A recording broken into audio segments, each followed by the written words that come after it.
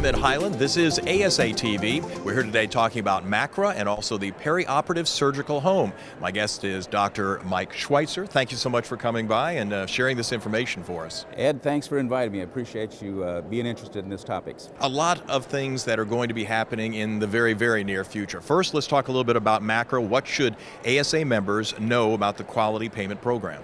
Well, the Quality Payment Program is part of the MACRA law that was passed in April of 2015 by Congress. The House and Senate, over 90% voted for it. House, Senate, Republicans, Democrats, so it's not going away. And what members need to know that ASA is doing is that we've worked closely with CMS, and we've talked with them in person, by phone, we've responded to their requests for information. We've developed a series of webinars to educate our members, and we've identified ways that they can respond easily to the program so that they can report their quality metrics and the other domains needed to succeed and end up receiving payments instead of penalties for that 2017 performance year. The penalties and payments would be in 2019, and we've demonstrated ways that members can participate in the program very successfully. Can you drill down even further, give us some ideas of how and what ASA is doing to help members accurately navigate MACRA? So as I pointed out, we do have some webinars that we've done in the past, but now we've gone through that over 2,000-page final rule that just came out October 14th.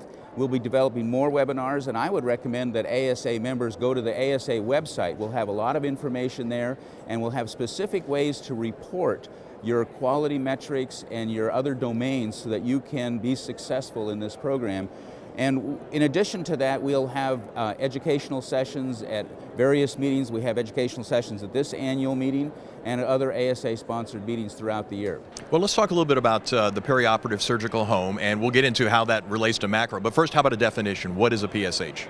A PSH is a patient-centric, physician-led, team-based model of care that redesigns the delivery of care and re-engineers that from the time of shared decision for a surgery or procedure all the way through to 90 days after the surgery or procedure, and it's really focused on the patient so that they know what's going on all the way through that process and they have the best possible care that they can receive. Let's talk about the alignment, PSH to MACRA, and how that works in conjunction with volume to value based modals.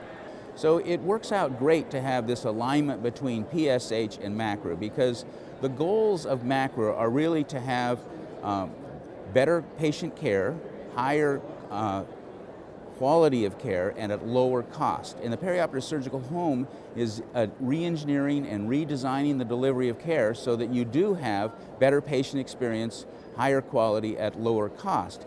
So they're tied together very carefully and very well, and if you succeed in one, you will succeed in the other. So I think that they align well, and they not only align well with MACRA, but they align well with other Medicare shared savings programs, with accountable care organizations, with bundled payments, and even commercial bundles and commercial accountable care organizations. So it's a great alignment, I think.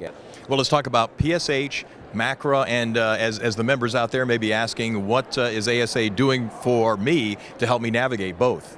Well, so in order to navigate both MACRA and PSH, ASA has developed education, consultation, engagement, and economics. So let's talk first about education. There's educational programs going on in this ASA annual meeting. There will be educational programs at the quality meeting in November. There will be educational programs about both MACRA and PSH at the practice management meeting in January. We'll have educational programs throughout the year so that folks will be able to understand how to succeed in both PSH and MACRA. There will be, in addition to that, if they go to the ASA website, Ed, they'll have plenty of opportunity to see how to report and what to report and how to design and redesign the delivery of care so that it is better for the patients. In addition to that, in terms of consultation, the perioperative surgical home has developed a consultation service, and so that we can go in and do assessments and develop a roadmap so that you can be successful for that perioperative surgical home. In addition to that, in terms of engagement, we're working with other specialty societies, like, for example, the American Association of Orthopedic Surgeons. We've signed a joint statement with American Orthopedic Surgeons, and we've signed a joint statement with American College of Surgeons in terms of team-based physician-led care. We're working with other professional organizations and national patient advocacy groups. So we're engaged with a lot of other folks around the perioperative surgical home that will help us be successful in MACRA too. And then finally, economics. We're working with CMS and the CMMI Innovation Program to develop an economic program, a model of payment that will support the re-engineering and redesign of the delivery of care. And we just had a meeting with CMMI this week that went very well. So Ed, I think the ASA is really out there helping its members be successful in this new environment of shift from fee-for-service to value. Exciting times. Mike Schweitzer, thank you so much for coming by. Thank you. And this is ASA TV.